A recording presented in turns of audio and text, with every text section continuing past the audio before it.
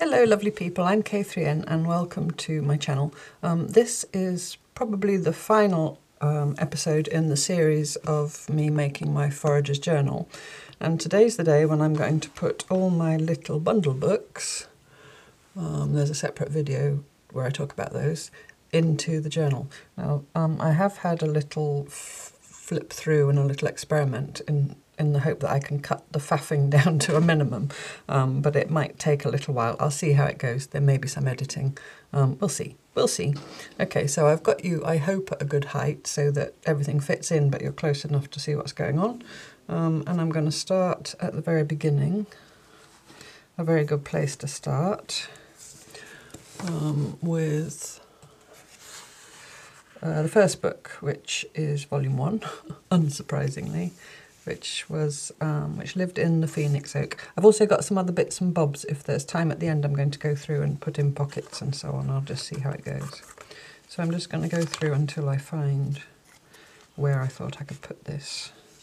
I hope I can remember. I think it was here. Yes, because here I start talking about the Phoenix Oak, and that's his book. And there's stuff there already. Yeah, so I thought this one, in terms of trying to, actually be able to close it somewhat, I thought I could open it up like so. And obviously I want people and myself to be able to flip through all the pages. So I thought if I stitched it onto here, somehow,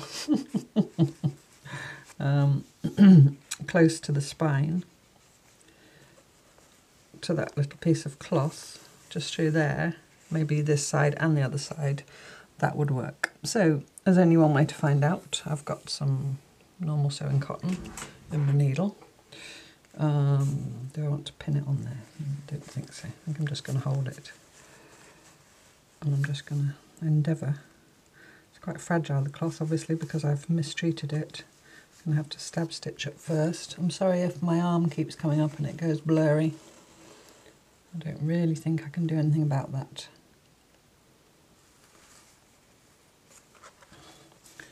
These things are always easier said than done. Of course, it would have made much more sense to do this before assembling the book, but I didn't, so hopefully now that I'm just going to be utilitarian. Hopefully now I'm slightly more away from the spine, I can go in and out. I've got a shortish needle. And if it's not straight and neat, I don't really mind. It's very much, like I've said in other videos, supposed to have the idea of a working journal to document, rather than something that's supposed to be wonderfully beautiful to look at. I am, myself, very pleased with it, luckily, because it represents many, many hours of my life. That's going much better now. That's going fine now I'm away from the spine. So yeah, it's not nice if you spend hours and hours on something and you're not happy with it at the end. But I can usually, if I do that, repurpose the thing or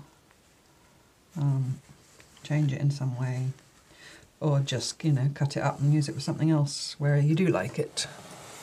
I'm turning, because I do think I'm going to come through to that other first page, which is here. I need to sneak through somewhere. I'm sorry if my head comes in at times. I have not brushed my hair this morning. I'm home alone. When I'm home alone I go a bit slobby, Go a bit slobby. I eat at all kinds of odd times. I eat when I'm hungry, I drink when I'm dry, I sleep when I'm tired. Oh, hang on. Oh no, I'm not. There's another page. Oh no, there isn't. That's the page I'm sewing it to. Duh. So I'm going to sneak through somewhere there. Come on, let me sneak through. Help me out. Help me out, little book. Whoops. It's a fiddly little needle. I just thought it would be handy. I think it's a tulip size 9. If you're interested in how you stitch grungy little books onto bits of rust printed cloth that you've bound in. I do want it to be oh sorry, I've just banged a tin lid. I do want it to be somewhat straight. There's paper behind, so I'm going to risk doing this, because I don't think I'm going to sew it to the paper unless I put major pressure on it. But of course now I have to check, and I think it's okay.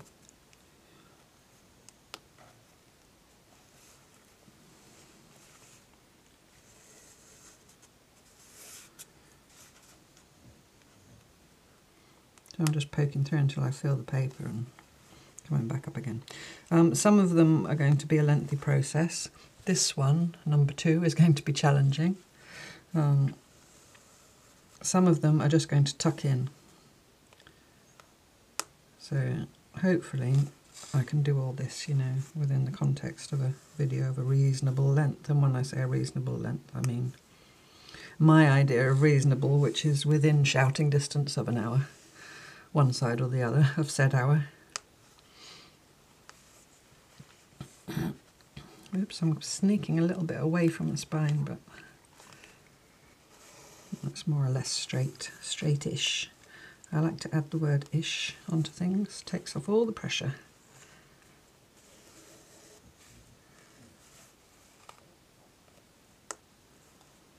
Right.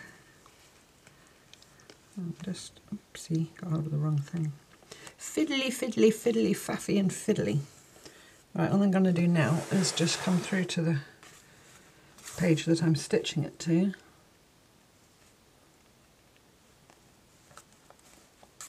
Like so. Oh, that does not look too bad on the back. Can you see? It's not super wonky. And I'm just going to do a couple of back stitches to secure it on the loopy knot thing.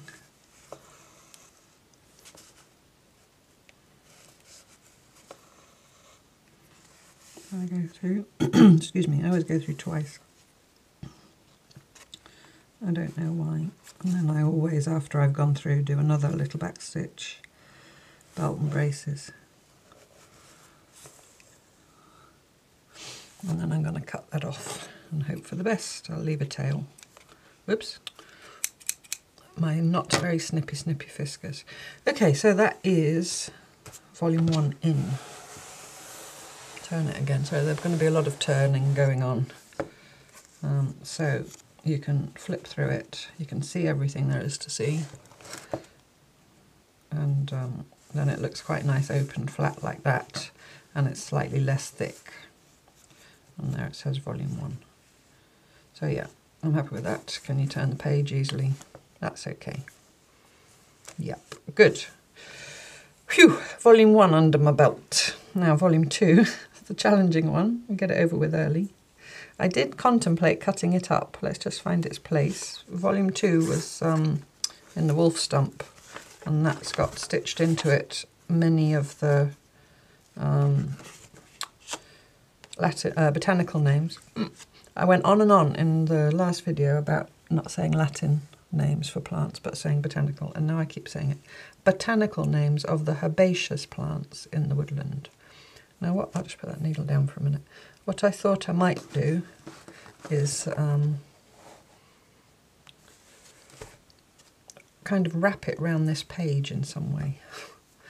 I did think of cutting it, you know, into strips the right length and then stitching them on. That would be easier, but I don't want to cut it. I don't want to cut it.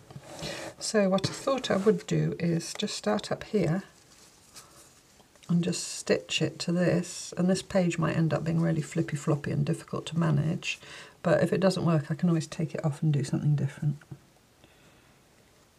So I'm going to stitch it here and I'm going to show you what I'm going to do next after that, and then you can all go, oh my goodness, what is she doing now? So I'm just going to do a little line of stitching across the top. I'm doing a back stitch to start off, otherwise my knot will pull through.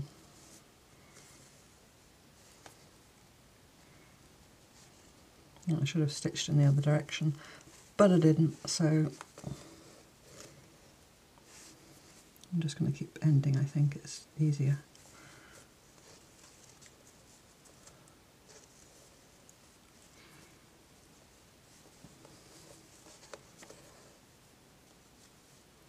Go through my loop twice, pull it up, just take.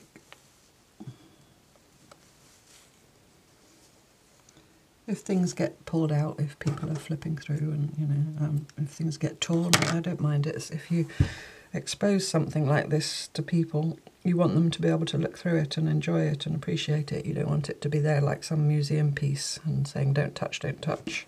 That's my personal, you know, I understand why some people are not wanting people to touch their work. Maybe people who'd have nice, clean looking work. Whereas my more grungy style doesn't mind grubby fingers.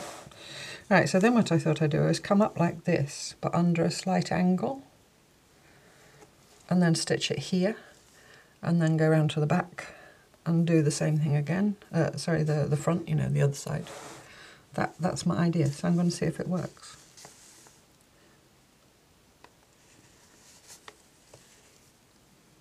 So I've just wrapped it loosely around this fabric page. Whoops, getting caught around my frayedness. Obviously it's going to be slanty. I can't make it be straight and move along at the same time. It's just an impossibility. Oops, I think now I can actually come out. I keep saying whoops. Come through and not cut my thread. We'll see. So then it'll come like this.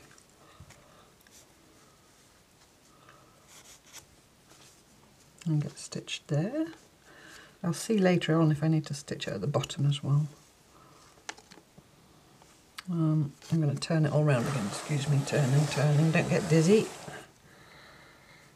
And get my thread the other side.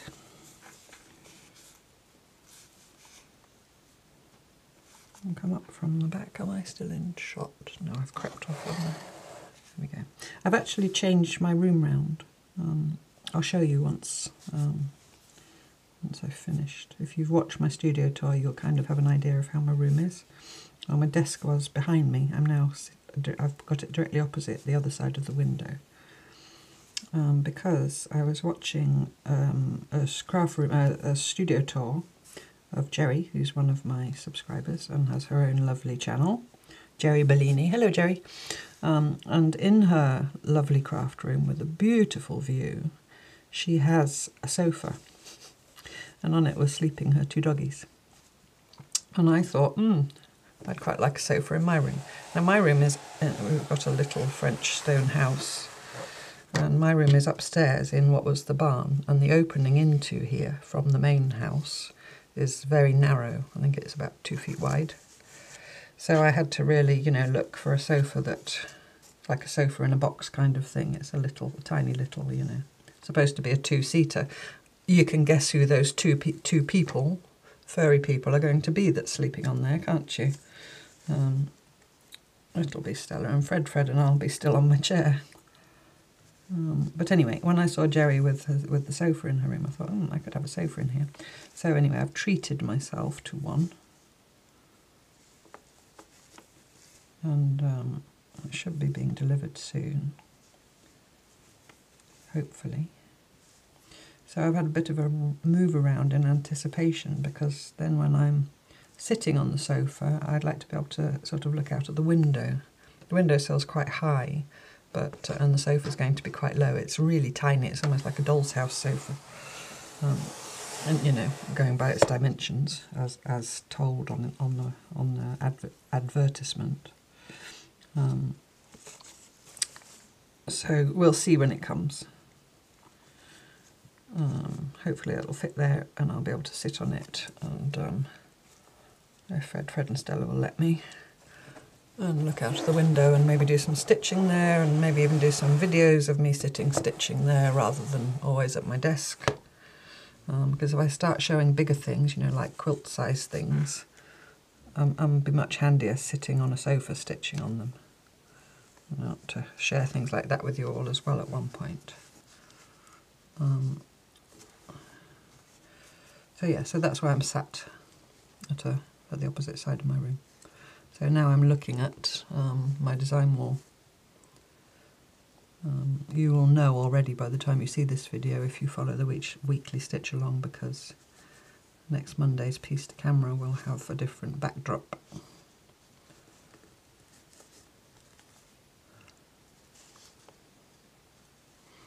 Well, I'm doing alright so far, I do think. I just need, I think I'm going to end off because I'm at the wrong side and my thread's very short anyway.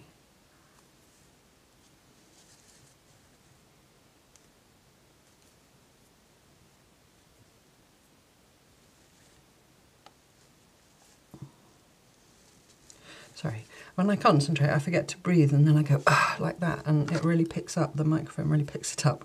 So apologies for the grunting and groaning. I do a deep breath.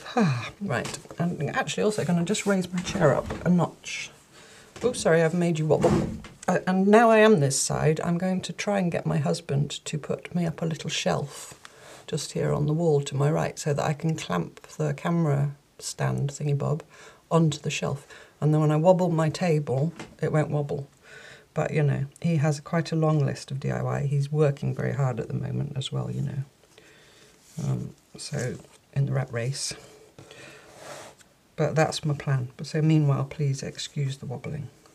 So then hopefully, this last one, look at that, is just...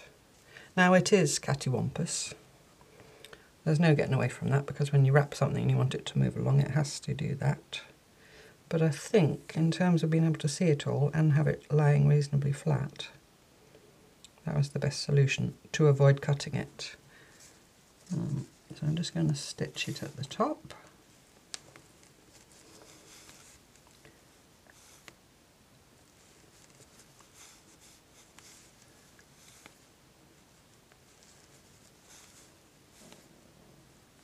And I've actually hidden where it says volume 2, but I'm not worried.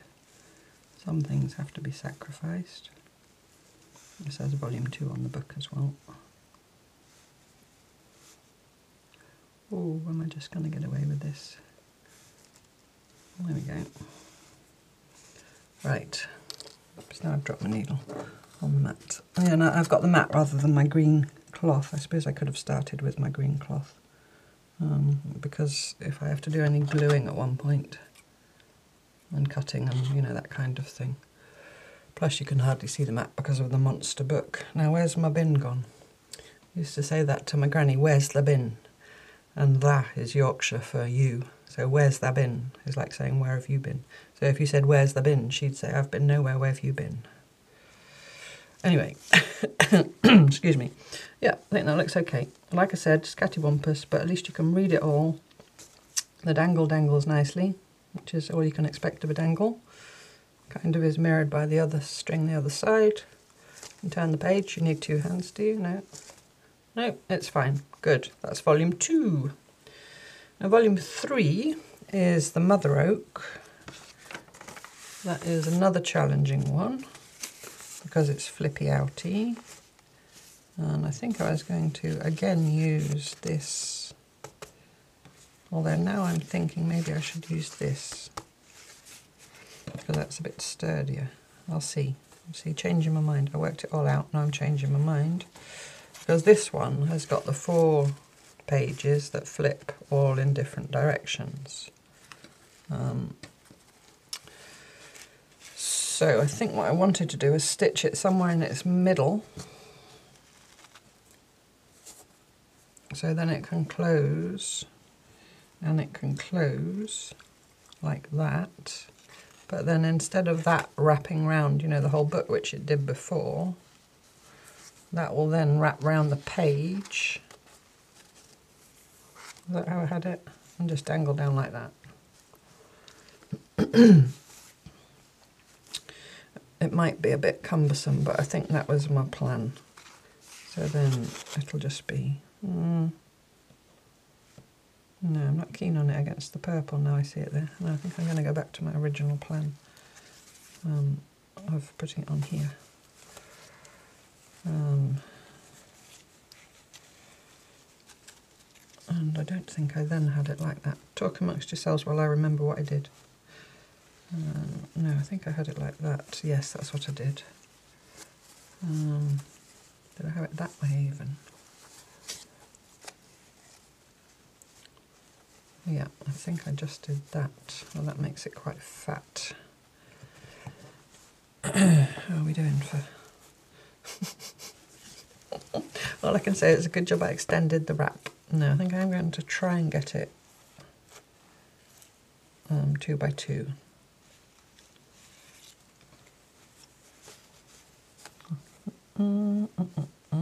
See, I should not have changed my mind because now I've forgotten what I'd worked out before. I think I had it the other way up. I'm not worried about which way the writing goes because it goes 4 different ways, so it's always going to be upside down somewhere. I think I'm going to do that, and then that'll just hang down there, and that will then just hang down there, like so. So I'm going to just stitch that.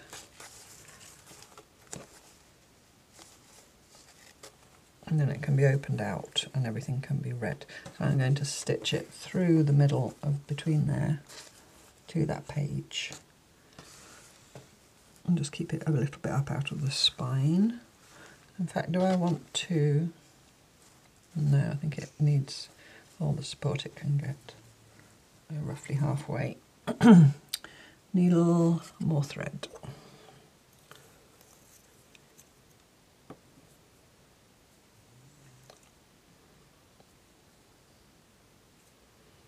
Gosh, yesterday there was the strangest weather. Well, it won't be yesterday when you're watching. It'll be probably even a month or so ago. It is, for reference, today the 5th of March. But it'll be late April by the time you see this video. Yesterday it was 4:30 or so. I was just gearing up to finishing up in here what I was doing and thinking, oh, I shall go down and, you know, start thinking about taking the dogs out and so forth, feeding the horses, etc. And just as I thought of that, it suddenly went dark. It had been sort of a dull day, but not really rainy a lot. A bit of drizzle here and there. And I was just thinking of getting my coat and going outside. And this awful weather suddenly came over. It was unbelievable. It was somewhere between sleet and snow, although it had been quite a few degrees above freezing. And the wind howled and the sky went dark, and it was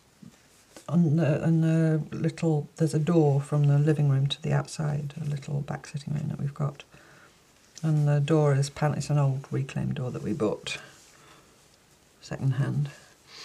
And now I've gone completely, excuse me, I have to put it towards me because it's going on a whoop, not all that. And I'm making you wobble and it's all going wrong. I just need to put it towards me. I know you probably can't see, but I need to see, otherwise it's going to be way too wonky, even for me. Yeah, this door's got 9 panes of glass, with the wooden frames around. And all the little wooden frames outside all had mini snow sleet drifts in them. It was absolutely dreadful. So the dogs had got all excited because, I'd headed in the direction of the coat. And I said, there is no way we're going out in that. We are going to wait a bit. It's early anyway. I usually take them out. At this time of year, I take them out about 5:30, 6. When it's dark in winter, they go earlier. And in summer, when it's hot, we go later. And so I thought, well, I'll just make myself a cup of tea and have a sit and, do some stitching. And by the time I'd done all that and sat back down, it was blue sky. Everything had gone. It was as if it never happened. It was just bizarre. So anyway, I went and filled the horses' hay box right up, because that's how they keep warm, by eating hay. Horses. But they seem fine. They're both very hardy. My horse Baldur especially is Icelandic, so he would not even have noticed there was anything amiss. He's happiest when his back is covered in snow, which doesn't happen very often here. Although he does tolerate the heat in summer very well as well. He loses all his fluffy hair. Anyway, back to what we're talking about here, and not the weather in France and Icelandic horses. Let's see if this works. I'm going to fold it up how it will be. I now feel like it's lower than it should have been, but it depends how annoying it is as to whether I want to unpick it and do it again.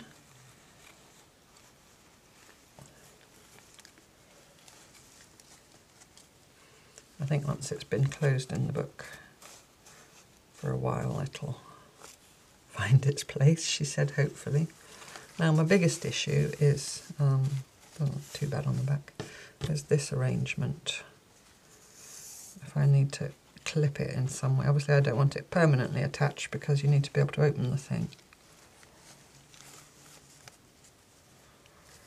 So maybe I'll see how it goes. I quite like it dangling down like that out of the edge. Maybe I'll see how it goes. I could always put a little, if I can find a vintage safety pin or, you know, something clippy that can be opened there. So I think I'll just leave it like that for now and see how it goes in use. But there we go. So that's another oak. So the next one is another challenging one. All the challenging ones are early on. This is volume 4, which is chestnut. Now I could steal that pin if I don't use it for something else. So we're into the second signature. Yeah, you see, I don't mind that poking out there. I think it's nice in this sorts of journals to have little clues and glimpses of unusual things that might be in there.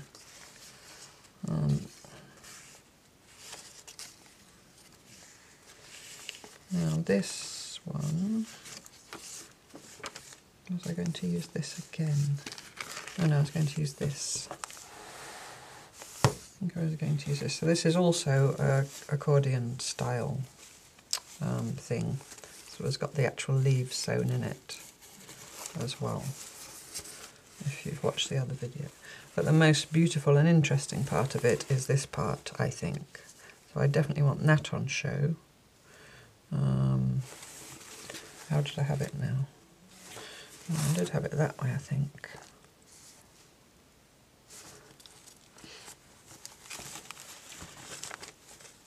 I knew I should have made notes of what I was doing. I think I had it something like that other long skinny scroll, only concertinaed, because there's not much to see really, you know, in it. So if you've seen this bit, you've seen all of it. So I could have it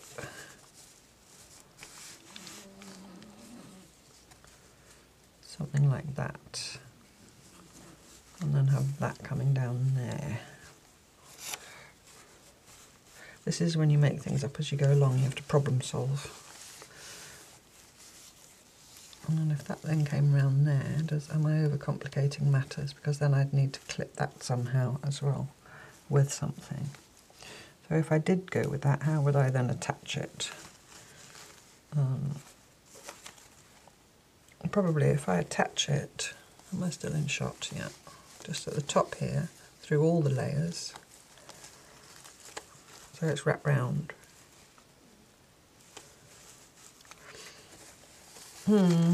I don't know. Can you tell me what to do, please? You're probably all shouting at me, and it'll be way too late because I'll have finished it months ago. Well, not months ago, but weeks ago.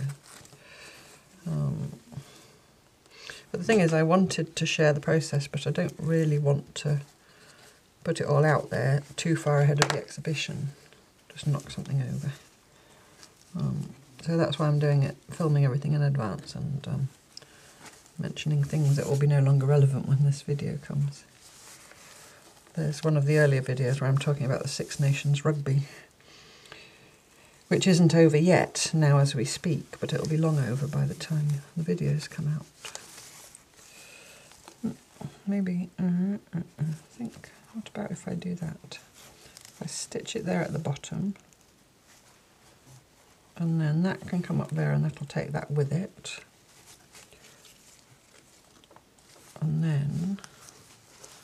that'll come over to the other side. That'll stick out. Is that a problem? Sticking out a bit too much.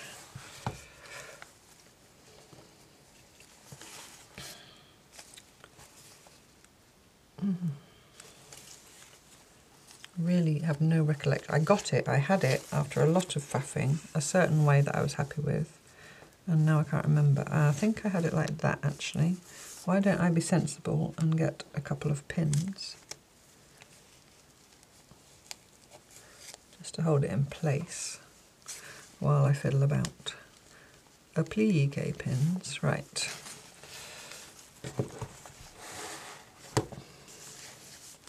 So if it's stitched there where I've pinned it, I'm not bothered about the leaves getting crumpled up inside.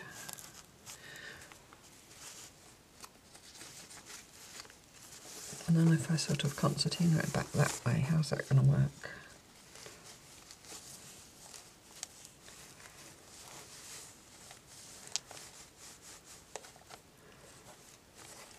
And then that, I know what I did with that, I stitched it double, but to the other side so you can see the symbols.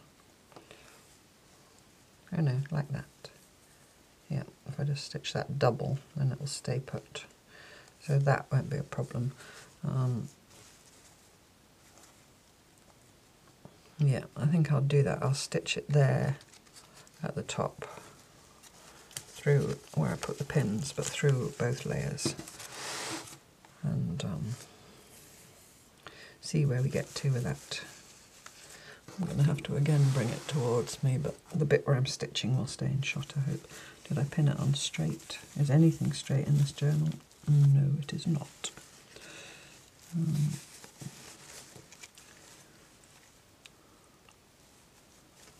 I don't know if I'm going to get in and out, as I am, through all the layers.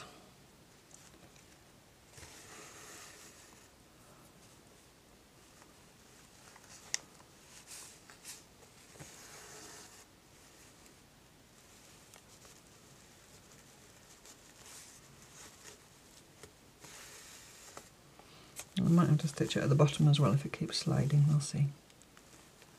I'll cross that bridge when we come to it.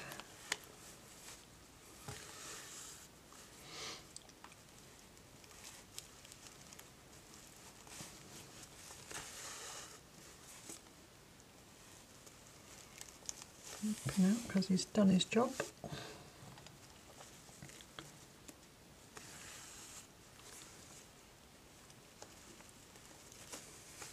Okay.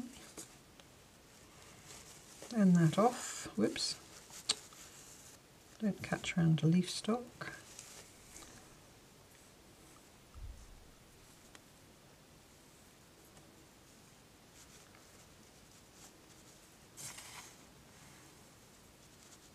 Now I've tied my tail, it don't matter. It don't matter. Okay. So you can see that. You can see that. It's not straight that side at all, but no matter. That's going to hang out like that. I think that's a bit much hanging out. I don't know. I think it's just a tad too much. Can I pull that up slightly? And then will it stick out too much at the top? Oh, it's like Dr. Seuss. Ned, I can't remember how it goes, but it's something about he's got a little bed. And when he sits up, oh, what's it called? How does it go?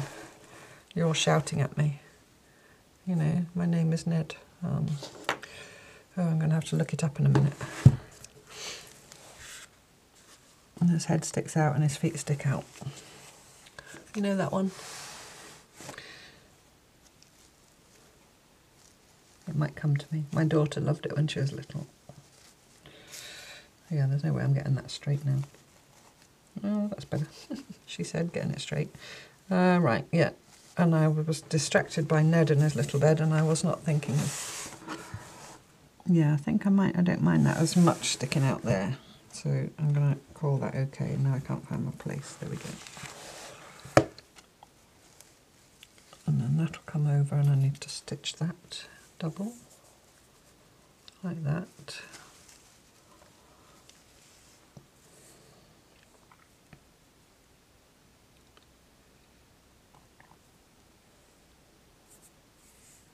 Sorry, I'm still thinking about Ned and his little bed. Oh dear.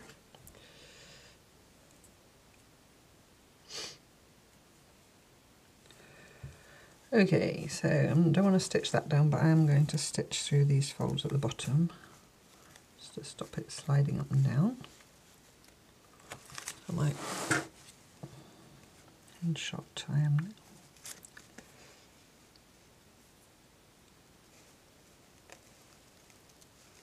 Still thinking about Ned. Honestly, it's you know those things. Does that happen to you? And it just bugs you until you. Well, these days, of course, you can just go and Google, and in some ways that takes some of the fun away. But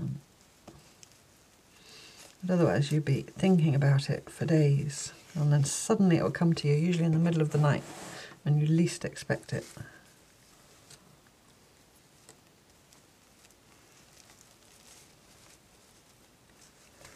Stop, Catherine, stop thinking about Ned and talk to the people. I'm sorry. Right, I'm stitching this thing onto here. And I think I'm going through a leaf as well, but no matter. No matter.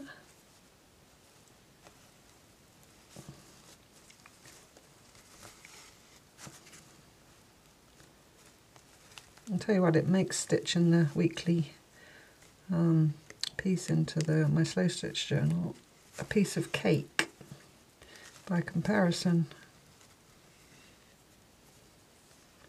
Do the loop-de-loop.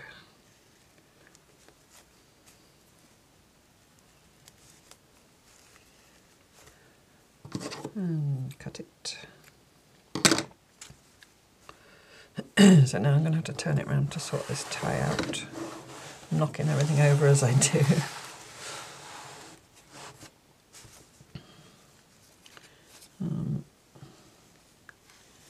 So it will still flip up there, so you can see both sides. Do I want to stitch this to this? I think I do. I think I do. In fact, would it be nice to stitch a button on it? I think it would. Do I go looking for a button now and keep you all hanging on? I think I do. I'll look quickly, and if I can't find one quickly, then you probably can't hear me anymore. If I can't find one quickly, I'll just stitch it for now and find a button later. Come on, button. That's too big. There's my button tin. See, I've had to move around. I can't find anything. Is there one in here? It's one of those random bowls with all kinds of stuff thrown in it. You know the ones? I'm sure you've got them. All kinds of stuff, but no button. It's alright, Stars, you don't have to get off the chair. I've got my button tin. When I'm in England, that is a priority to go into a charity shop or two, that one will do, and get some more buttons. Don't drop it on the floor. This one will do. It's got something on it which is not pleasant looking. I don't know if it's dirt or... but I might use it the other way up. It's more interesting on the other side. I think it's mother of pearl. Anyway, yes, I need more buttons, basically. I used to go into the RNLI, which is the lifeboat charity in England, in Ilminster, and they had a huge button box, or many button boxes, and I would sit in there for a good while going through, picking out all the ones I wanted.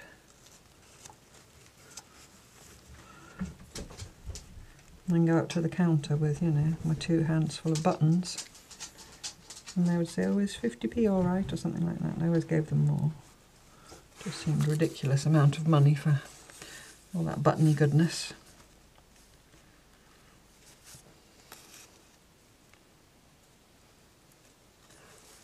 Can you see what I'm doing? I'm sure you know how to sew on a button. Even Hans can sew on a button. Not that he does. He can do a lot of things that he chooses not to do. Cooking, for example. I have no evidence that he can cook, although he insists that he can. He can boil an egg. He can make, you know, things that you can do in a frying pan, basically. He can open a can of soup. He can heat up soup from the freezer that I've made. He can do that, but actual cooking, where you have to, you know, start with ingredients and work from there, I have no evidence to support it. His joke is and has always been that we share it, I cook it and he eats it. Anyway, he can sew on a button. But by the time he's asked me where's the needle, where's the thread and all the rest of it, I just think it's quicker to do it myself.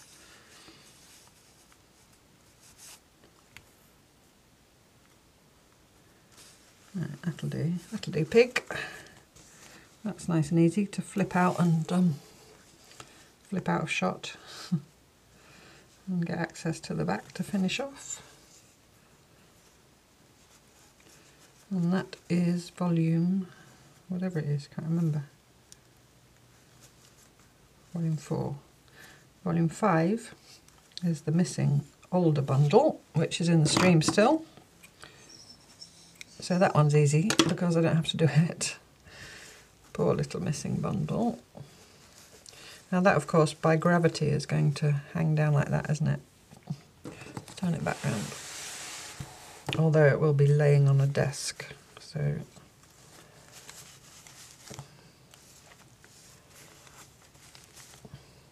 Oh, it'll be all right. Okay, so that's that one. And it's quite nice there as well. So, volume 5, my poor little older bundle that's in the stream. Skipping forward, there's my thing. Still don't know what I'm going to do with it.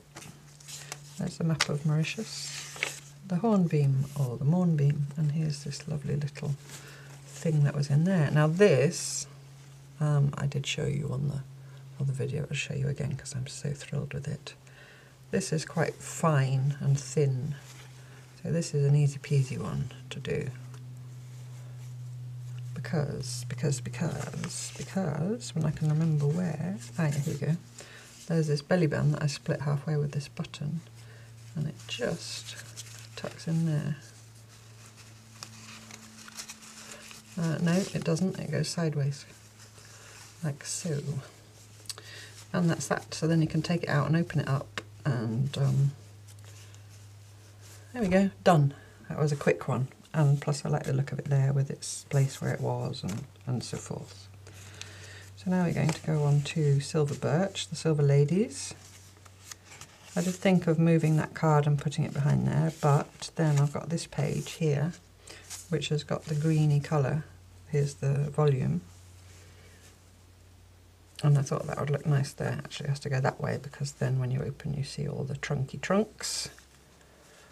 Which now makes me think of Nelly the Elephant packing a trunk. So I'm just going to stitch it through the back page at the top, I think. So up here. So that you can, you know, flip it up. So I'm going to turn it around again. Sorry about that. All the turning. I hope I'm not making you dizzy. Still no bin. I don't know where I've put it. Oh, I know where it is. It's over there. I have little desktop bins. You know, for little tiny bits that are no use. In fact, you know, everybody can find use for everything, but you know, stuff, rubbish. And when they're full, I have a bigger bin by the door. In fact, I have a bin and then at the side a box, and so anything that can go in the recycling goes in the box, and then anything that's real rubbish goes in the bin. There's hardly anything actually that's real rubbish, luckily. Try to avoid it if possible.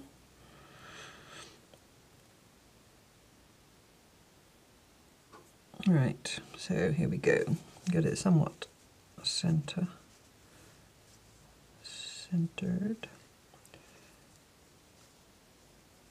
can't find the last page. Don't want to stitch any pages shut.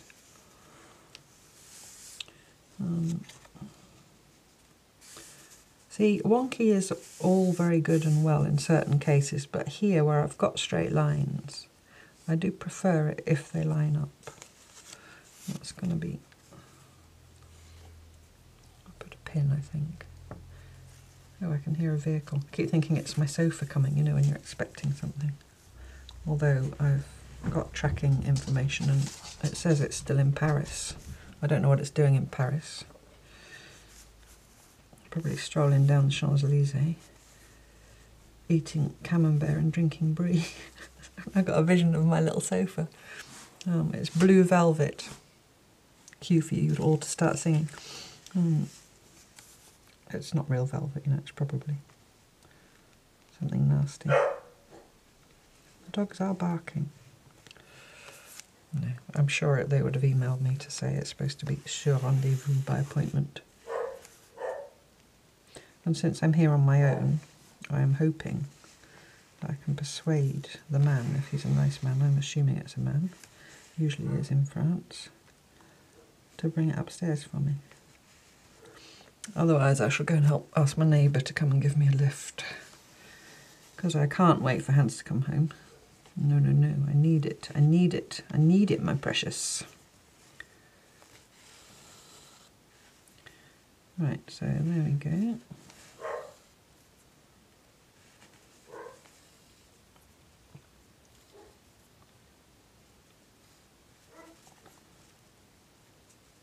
That's that one. Volume 7.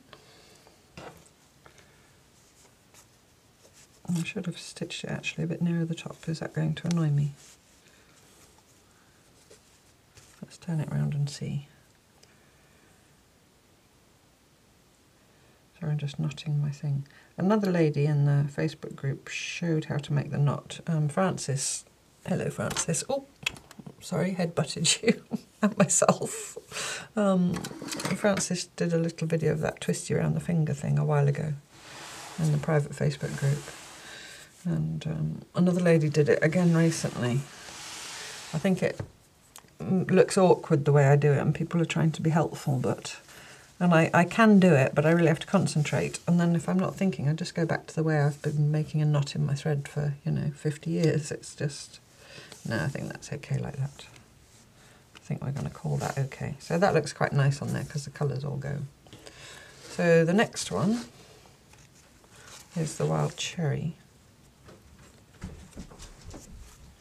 which is this one. And I wanted it on this page, if I remember, because I had the Hessian there. And I want it to line up there like that. And I'm just going to stitch through there. That was my plan for that. You know, there's no way I'm going to be able to close this properly. I just hope it closes somehow. I'm going to have to pull it towards me again, I'm sorry. Otherwise I'll headbutt you. I think the bit that I'm working on is still in shot. Behind it is paper, so I can probably get away with doing it like this. Apologies if bits of wispy hair are coming into the lens.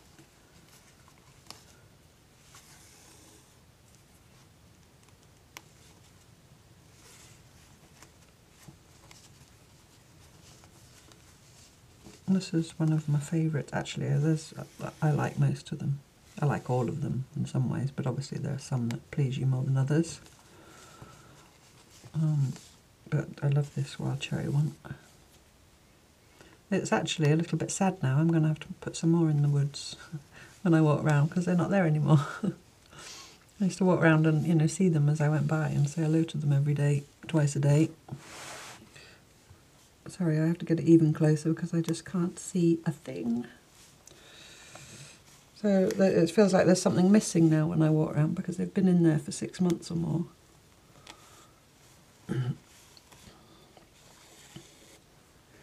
I'm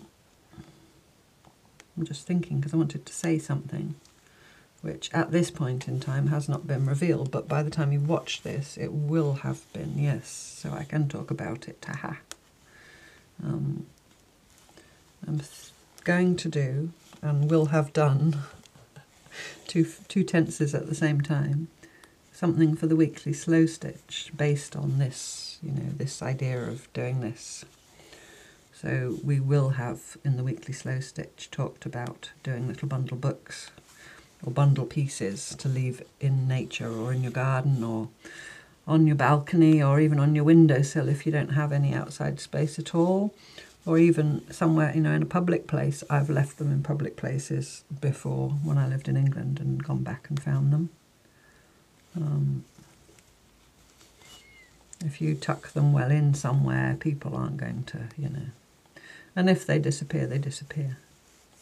Again, as I always say, when you do that, always, always, always only biodegradable materials, please. Because if you use anything polyester or acrylic or anything, it's not art anymore, it's littering. Yeah. I don't often get cross, as you know, but that's one of the things that makes me cross. People leaving things, thinking they're being kind, you know, leaving things for people to find or things like that, but using synthetic materials that take 500 years or more to biodegrade. Because I don't see any difference between doing that and throwing a crisp packet or a chip packet. If you're in the States, I believe you call them chips. What we call crisps, and chips are fries, and you know. Anyway, sorry, hobby horse. Please don't do that. And I would hate it if, and that's a strong word and I don't mind using it, if because of a project that I'd done entice people to put polyester into nature. Please don't.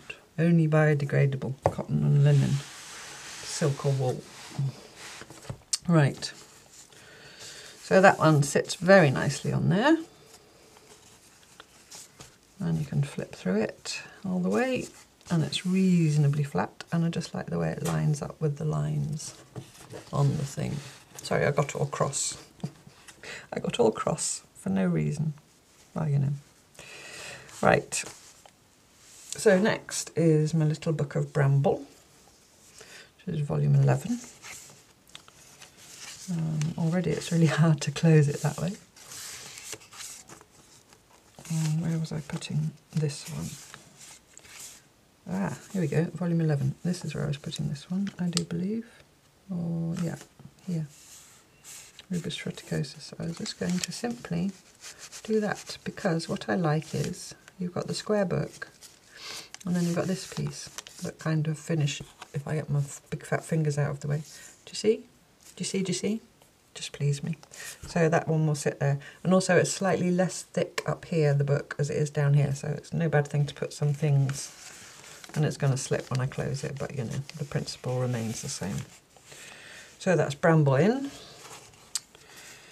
This is volume 10, which is Ash, the boundary ash, the lady playing the cello randomly, the random lady.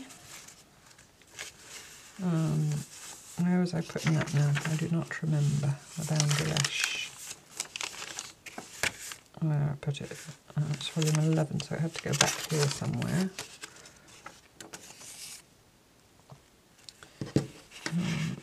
Was I going to put it on there? How can I not remember? It was literally an hour ago that I was I going to do that? I think I was going to do that. I was going to stitch it to the back of that tab. Yes, that's what I was going to do. Like that. Because then when you close it, you see that little line of stitching. When you close it, look at it. Oh my goodness. Oh no, oh no. Oh dear. Oh dear, dear, dear. Alligator mouth. That's more than an alligator, that's like a T-Rex. Okay, and here comes Fred. And to turn it again, sorry, don't get dizzy. I need just the back page again. I haven't yet sewn 2 pages together. It's quite fragile, so I'm wondering actually, and what I might do is overcast very teeny tiny stitches, because that's a double folded bit of cotton, so it's quite sturdy. I'll do that. I think it'll be easier as well to manage.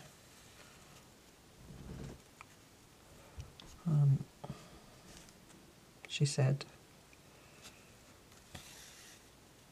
yeah, I don't mind that. I'm just thinking maybe I should get dark cotton. Yeah, I should get dark cotton. I'm trying to convince myself that the light cotton's okay, but I'm just being lazy. I need to pull that out. Is there anything in the orts which are sitting here handily? Yes, some of that will do. I can only untangle it. That's better, isn't it?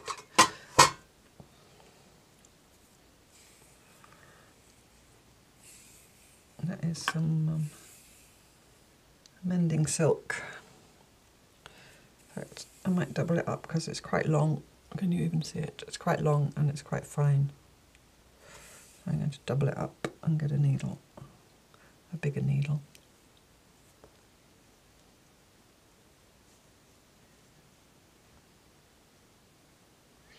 There we go. And get that out of there. Put it where the bin should be, if only it was not over on my cutting table. Come on, there we go. And I'm going to hide my knot inside that tab. Why not? Why not? In fact, I'm not, because there's no knot. I'm going to make a knot in my rudimentary way.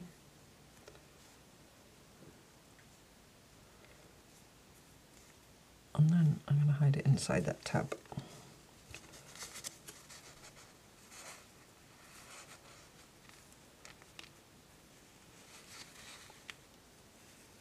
There we go.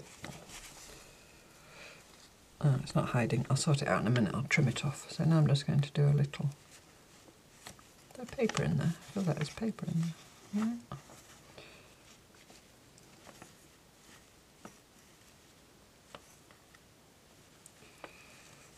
A little overcast stitch, which hopefully, because it's a thick needle and thick thread, it's harder to get through.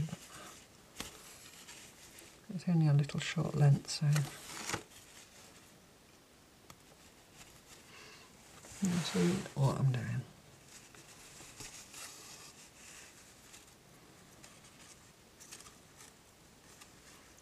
Up in there. What I have to try and do when I'm filming and stitching is pull my thread out to the side rather than upwards. Because if you move suddenly towards the camera, that's when it goes out of focus.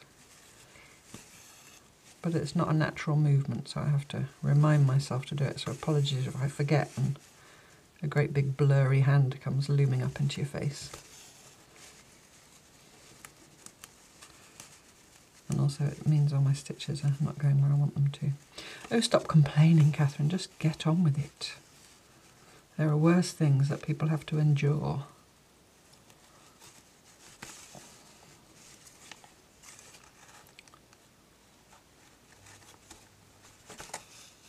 I think it's not, I thought there was paper in there, but I think it's just because of the rust, you know, it's...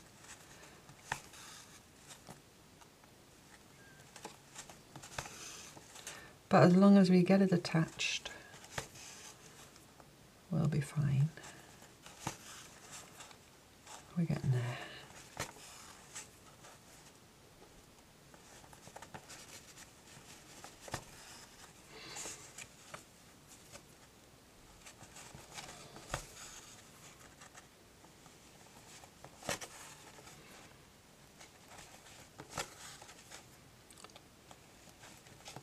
So the exhibition, I've mentioned it I think in a few of these videos, but that's what this book is for, so I'll put the link to our group website down in the description. If any of you are in that area of the UK, or the west of England, near Gloucester, it would be absolutely fantastic. I don't know at this point which days I'm stewarding. It'll be sometime in the first week, which is from the 30th of April. I think that's a Tuesday it opens. I think we hang it on the Monday and we open on the Tuesday, 7 days a week thereafter. I think I'm going to leave that dangling, why not? Why not? But I'll put a link to our website, and there it tells you, you know, the actual address and everything. There we go. It's such a monster. Anyway, it is what it is. Okay, so now we've got volume Hawthorne, which is volume 11. So that's a boundary ash we've just done. Volume 11. And I've got this little belly band here. And again, the colours just go. I wanted to put that so that if it stays there, that the words stick out one side and the other part of the book sticks out the other. So that was quick and easy. And then the next one we've got is Walnut, volume 12.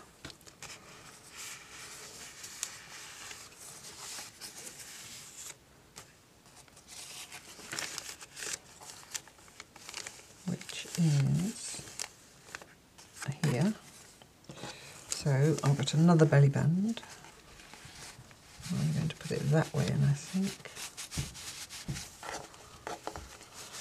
yeah, because then you just see the little circle poking out each side, and you can take it out and look at it.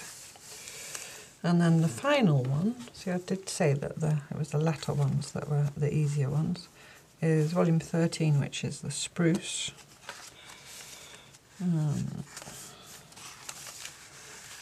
Which starts here, and that one, I think I tucked it in there, did I?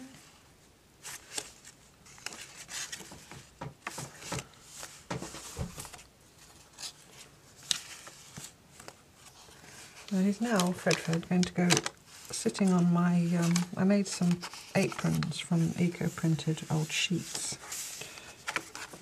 because one of my pieces is an apron. So I made some aprons to sell in the exhibition. And they're laid over there because I need to put the pockets on them still. It's another job I have. Did I tuck it in there? I think I did. No, it's, you know. There we go. Oh my goodness. That is quite, can you even see it all? That is quite ridiculous. But, you know, I can't do differently. I should have made the spine way wider. I think, well, the spine's 3 inches. Excuse me turning it over, I hope it doesn't go blurry. I just want to measure the mouth. The mouth is 5.5 inches. I should have done a 6-inch spine. Which is now making me wonder, because I've got other things I wanted to put in. Although I just love that look of it bursting. I mean, that is extreme, you know. I know there are some journalists that would frown upon that. But anyway, so I've got some other bits and bobs I just want to tuck in, just because it's not quite fat enough. So I'm just going to go through and put some of those in. So these are leaves from the mother oak. Actually, I think I'm going to go through and put them in as I go, rather than keep flipping backwards and forwards. And I got some other sort of generic things to put, like I've got that, which was a sketch I did years ago when I was doing free motion, a lot of free motion quilting to free motion, but it's a hart's tongue fern, which we do have in the woods. So I think I might put that there because I want something there. And I think in the interests of speed, I'm going to use a paper clip. I always try and open these from the wrong side. Onto black. There's black ones and blue ones. I want a black one. The blue ones are a bit bright.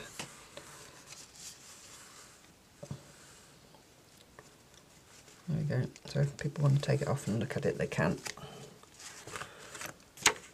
Envelope's got something in and something behind it. There's something there, but I have another lily somewhere. Here we go, Lily of the Valley. So if I can put this somewhere here. Will it go in there? Ho, ho, ho, ho. Made to measure. Put that in there. And now we've got the book of the Phoenix Oak. Oh yes, talking of phoenixes, look what I found. I had some things I'd printed off when I was doing my my grandmother's journal I did some, you know, printables, digitals, whatever you call them. There were some free, copyright-free things I found online.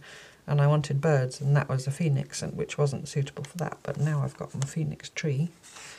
It has to go here somewhere. The question is where. Again, I could put it on there, couldn't I? Can you even see it anymore? It's quite nice because the colours pick up the colours of that. I might stitch it on. I don't think I'll do it now because this is already too long. So I'm just going to giant paper clip it there for now, and then I'll stitch it on. So apologies you have not seen it to the bitter end, but just imagine that stitched on. Right. Here's a belly band with nothing behind it. So I've got some, you know, birds and things. I'm just going to pick one.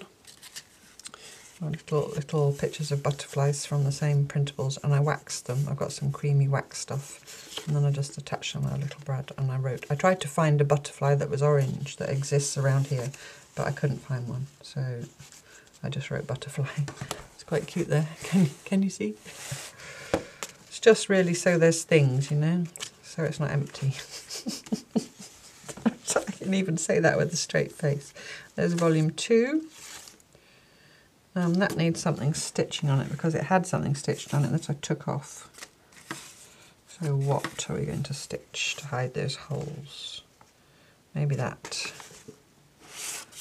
And then I don't know whether to put it there or on the outside. It's got things written on the back though. Maybe I should just clip it. Well, it doesn't hide those holes. Is there something bigger? Clip it up there maybe. Shall I do that? This is again that same source of printable things. And then I wrote on the back Wren on Rosa Canina, which is a dog rose. Wren is troglodytes, that's his full name. His it's not a botanical name because he's not a flower, but you know. So he's going to go on there with a paper clip.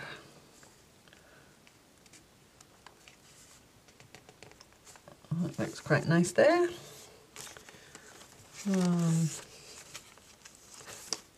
There's this picture all there already. I need something in this envelope.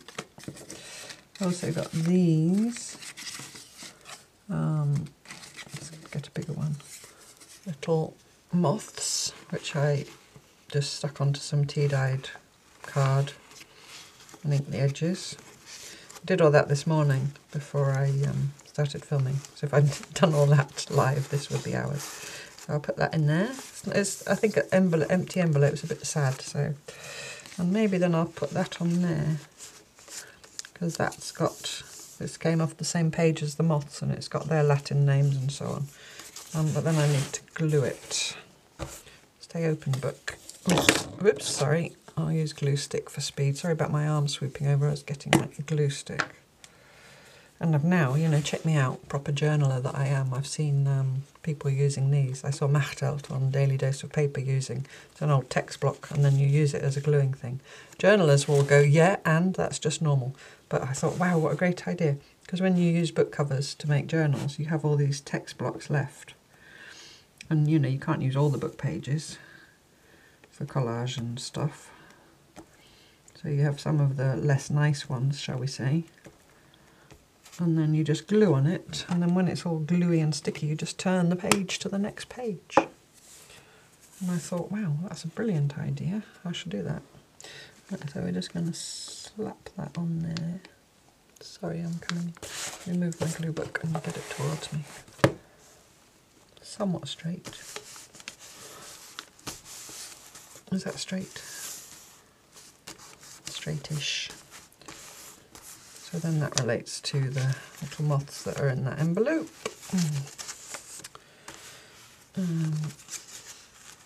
I've got an empty pocket here. What do we want to put in there? I've also got some leaves, actual leaves waxed and stuck onto, so maybe I'll put that in there because that is an oak.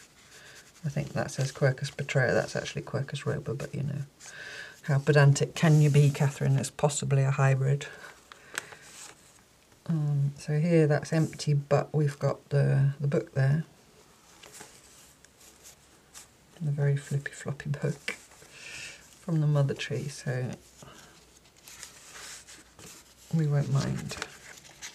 We need a little place to rest the eye now and then. Do I want to put something in there? Oh, I need to put this in. These are leaves from the mother oak, which I've put in this little envelope.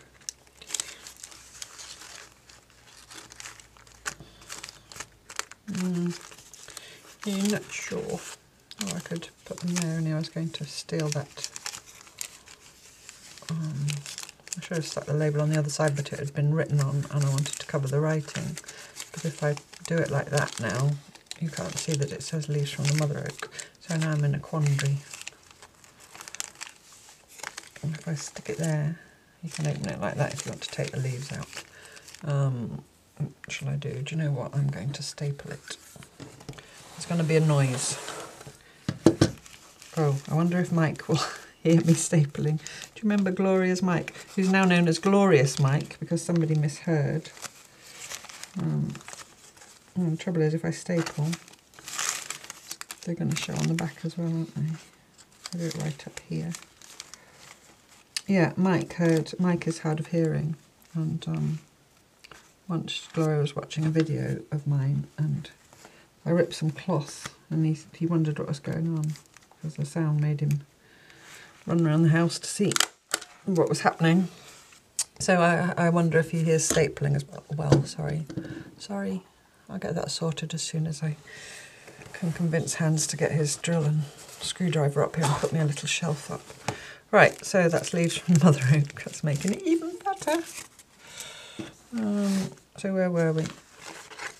So yeah, someone misheard or misheard me. I think I was saying Gloria's Mike, or maybe the subtitles changed it to Glorious Mike. So he's now known as Glorious Mike. I put something in here. Can we just be something because I haven't got anything relating to sweet chestnut particularly. Shall we have this little woodlark? Woodlark on honeysuckle. I don't know that it is a woodlark, but it looks a bit like a woodlark, so that's what I decided it was. Do we want him there? Let me make him peep out like that. Yes, I'll do that. Can you see? Can you actually see anything at all? Oh, that envelope's got something in.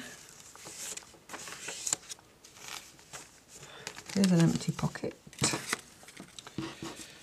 We're still in chestnut. No, I don't have chestnut leaves.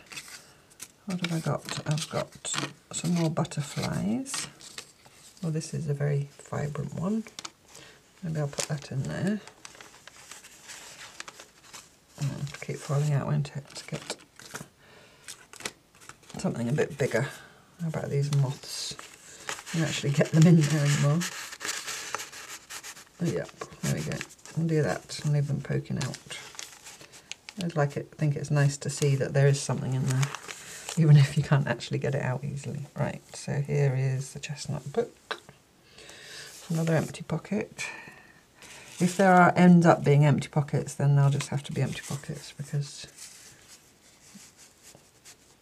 I put those little blue birds in there. They're just birds on a branch, glued to a bit of eco print. But the blue goes with the blue, that's my thinking. It's a blank page, but you know, like I keep saying, it's supposed to look like a work in progress, like there's room to put anything else in it. That's already got things behind it, so that's fine. There's a tuck spot there, but there's my little missing bundle from the older.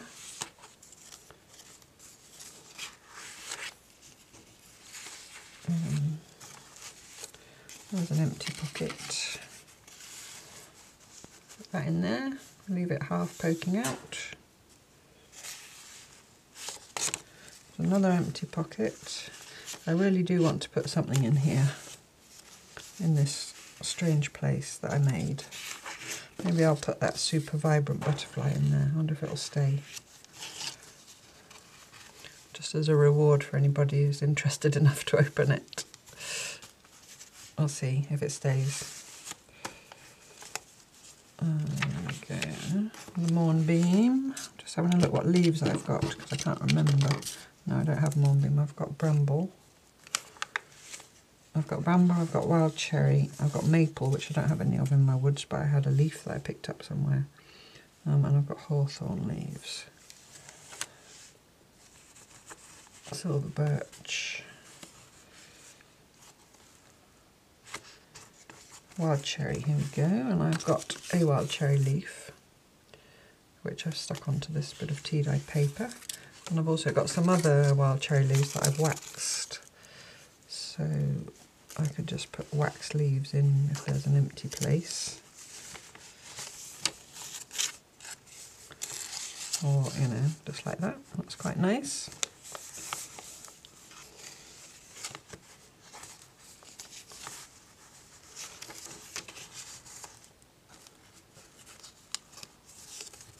I need to put the one on that I've taken time to. I could put it in there because that's not that, but it doesn't matter. It says it there. And the colour picks up the colour in the rust, so I'm quite happy with that there. That pocket's got something in it. This is utterly, I don't want to use the word ridiculous, but I knew it was going to be big, you know, thick, but I underestimated just how thick it was going to end up being.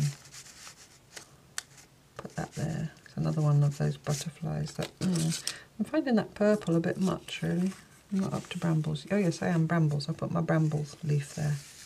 My wax bramble leaf.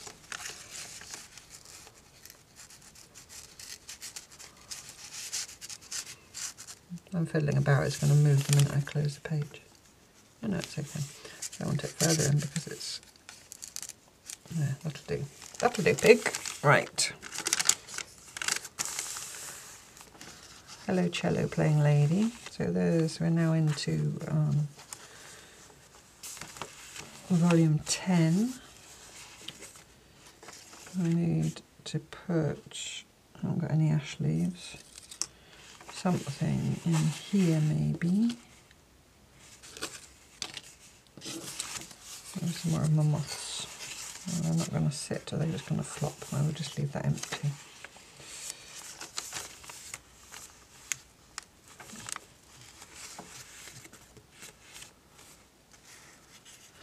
Right, volume 11 is Hawthorn. I do have some Hawthorn leaves.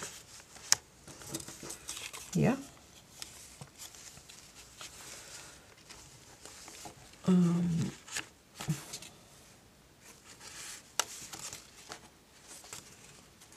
But nowhere to put them. And now we're into elder. I don't mind if it creeps over into... Oh, here's a pocket. I'll put them there. Because I don't have anything about elder other than I've just, I didn't do a book for it or anything. So I don't mind if Hawthorn leaves are... I'm going to turn it so that it says Hawthorn. You know, that it's strayed over into the neighbour's territory, so to speak. Right, so, and I've got a bit of silver birch bark that I picked up from the ground that I've also waxed. And I've got some more random butterflies and moths. But I think, I think it's pretty full. Walnut, I haven't got anything. I'll put that there. Just to have something. I think it's pretty full already, I'm sure you'll agree. See, the blank pages are for writing on. As if anybody could actually write on this. Spruce. I've missed Silver Ladies, I must have gone past them. I've gone past the Silver Ladies, I have to go back. I'll have to go back.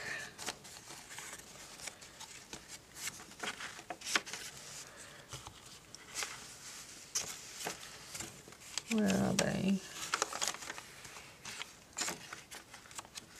Can't remember what volume now. I think there's 7 somewhere around there. So that means they're quite a way back. I'm afraid to skip and miss them.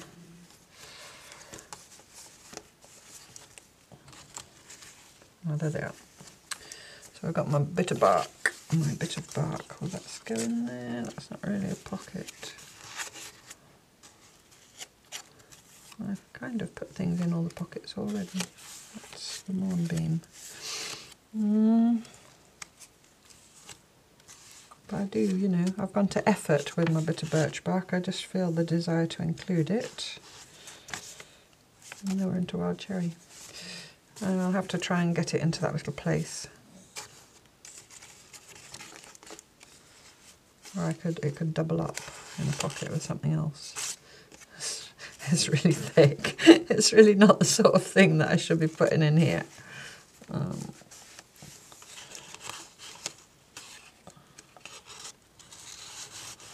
Go in. There we go. Now it's covered up its name, but I could turn it, couldn't I? I'll do it like that. That's all right, because then you see the writing. Good, and then the rest, thanks for playing. Wasn't much left. I'll come in for something else.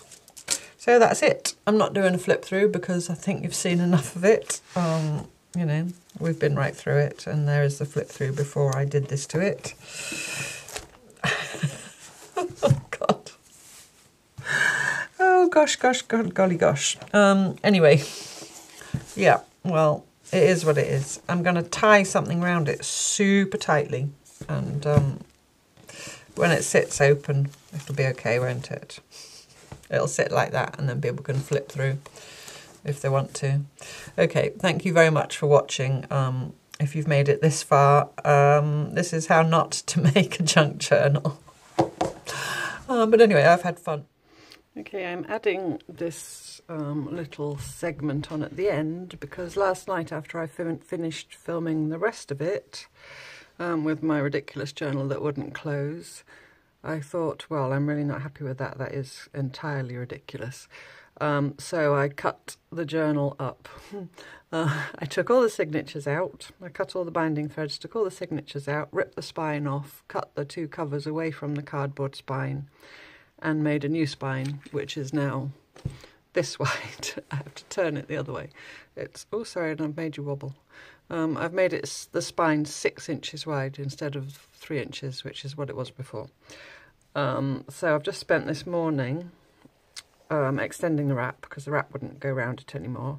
So I just thought I'd just show you quickly what I've done. It was very scary after I don't know how many hours of work to take a knife to it.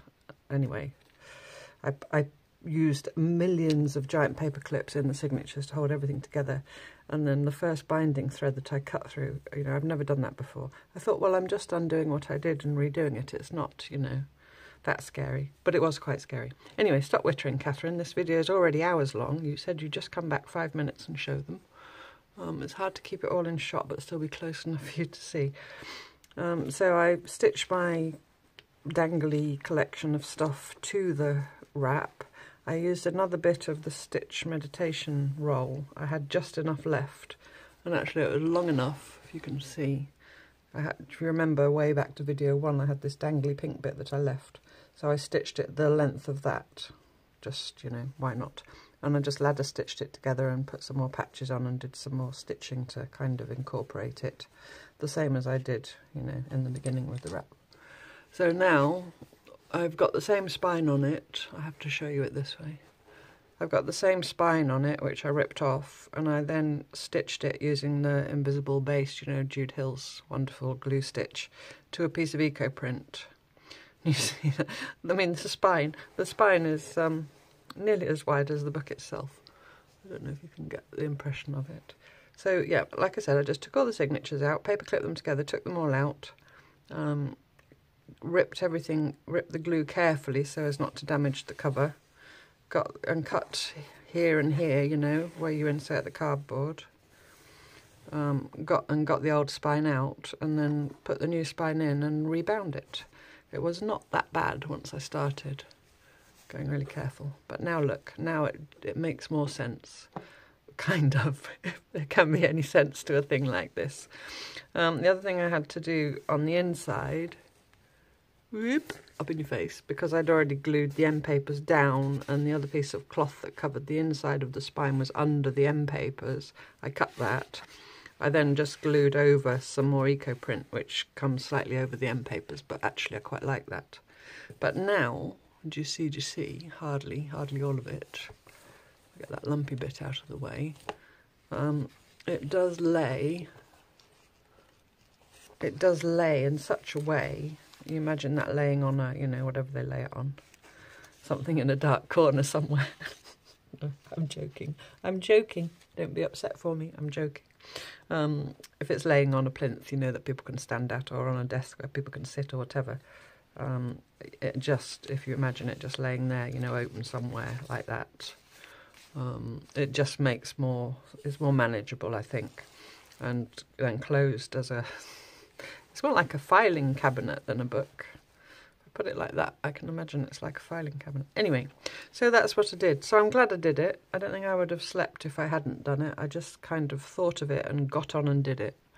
And the only other thing I've done is inside, I have written here and there some words that was already there. Can you see there? Some of the words that are on the cards that are tucked in here and there from my notebook about the various processes. So I've just gone through, and where there were sort of big blank spaces of page, I've written. There I wrote. I put a note in, you know, for my missing volume 5 that's in the stream. I wrote a note there. Oh, the other thing I found, I won't be able to find her now, the cello lady. I had a little Google about cellos because I thought, aha, they're made of wood. I wonder what wood they're made of. The top part is actually traditionally made of spruce wood. So now the cello lady is in here for a reason, and I've written that wherever she is on the photograph next to her. So I've just added, you know, bits and bobs like that. I moved my bit of bark to there. So I've been through it, now I'm happy with it. It's done. It's done and finished and ready to take to England. It's going to nearly fill my suitcase, which means I have a big empty space when I come home, so I'll be able to bring stuff back with me. I wrote something here about tawny owls because there was the owl on a branch. I wrote here about, no, not there. I wrote somewhere here about brambles and how they protect young trees. Oh, here we go, the cello lady. I marked the page. The top face of a cello is traditionally made from spruce wood. I'm glad now. I'm glad now that she, you know, deserves to be there. I also looked up Dr. Seuss. I don't know if I'm allowed to quote it because it's only the 60s. But it was, who am I? My name is Ned. I do not like my little bed. It goes like that. And then it's about his feet sticking out. And then when he tries to sit up, his head sticks out. I won't say any more than that. But I did look it up. So there we go. So that's it. You know, it's done. Ash buds are black. It lays, it's much easier to, you know, it lays much more open. There is, you see there, a good inch between the signatures. So as a display piece, it just makes more sense to me anyway. So I hope, you know, if you've sat through that whole series, I put that little thing which I'd made a while ago at the end. Sorry, the dogs are barking, but I'm not going to stop. If you've watched this whole series from the beginning, I don't know how many hours it is. There are 5 parts plus the talk through about the eco-dyed bundle book, so 6 parts in total. Thank you so much for your commitment to this project. It's been lovely to have you along. And meanwhile, thank you so much for watching this and all my videos, if you do. And I look forward to you joining me next time for more ridiculous cloth tales. Bye-bye.